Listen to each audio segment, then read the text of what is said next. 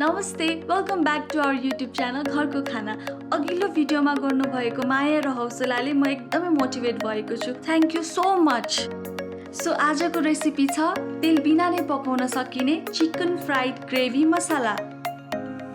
Normally हामीले chicken भन्ने बित्तिकै तेल हाल्नुपर्छ भन्ने सोच्छौँ, तर मैले आज यो रेसिपीमा एक थोपा पनि तेल प्रयोग नगरी बनाउने कोसिस गरेको छु। खाना एकदमै स्वादिलो र हेल्दी पनि, अनि बनाउन पनि सजिलो भएकोले आज म यो रेसिपी सेयर गर्दैछु। सो ढिलो नगरी let's dive into my kitchen.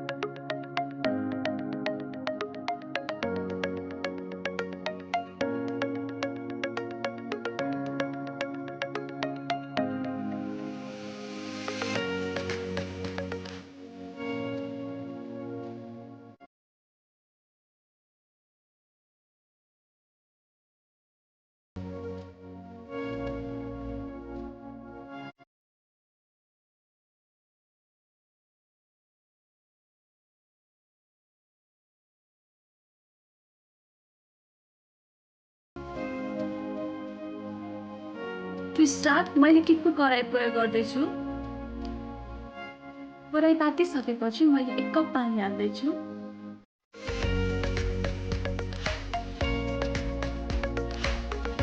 र केही लसुनको पोटीहरू पनि राखेँ।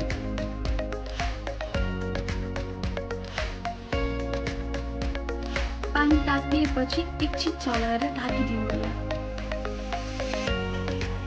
लसुन पानीको प्रयोगले र चिकनबाट आउने नेचुरल गन्धलाई सप्रेस गरिदिने गर्छ।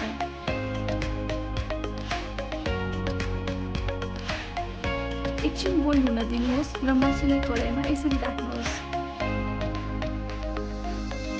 चिकन आफैमा फ्याट हुने भएकोले एक्स्ट्रा एडेड ओइल खासै आवश्यक पर्दैन। यसरी बोइलर कुखुराको मासु बनाउँदा पानी एकदमै निस्किनुपर्छ, तर नआत्तिनु होला। तेल बिना नै चिकन बनाउँदा भाँडामा पासिनी भएकोले बेला बेलामा बिस्तारै चलाउँदै गर्नुहोस् र आगोको फ्लेम पनि लो नै राखेको राम्रो।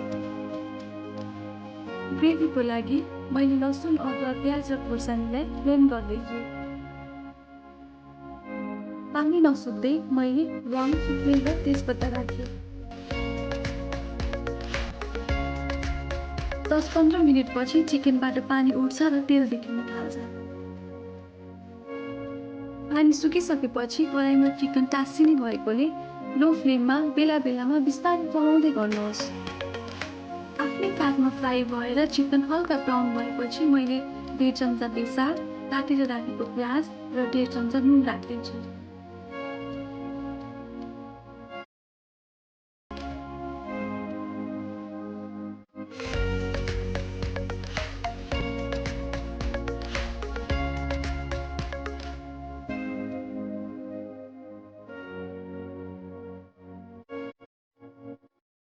र लगभग 5 मिनटपछि चिकनको कलर चेन्ज भयो र हेर्नुहोस् त मासु फ्राई भएर यस्तो देखिएको छ। अब मसलामा 1.5 चम्चा जिरा धनियाँ पाउडर र 1 चम्चा रातो धुलो खोर्सानी राखेर मिक्स गर्दैछु।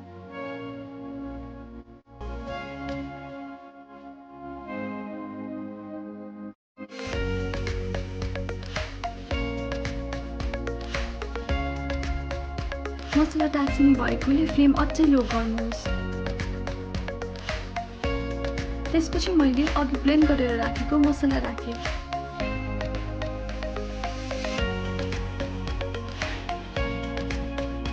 र सँगै अघि ब्लेन्ड गरेर राखेको टमाटर प्युरी पनि राखेँ।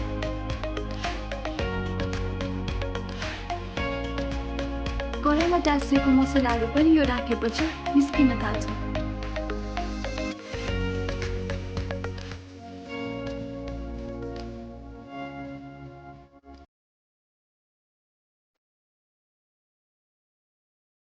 फाइनल टच ग्रेभीलाई अझै बाक्लो र मिठो बनाउनको लागि दहीमा गरम मसला फिटेर चिकनमा राख्दैछु।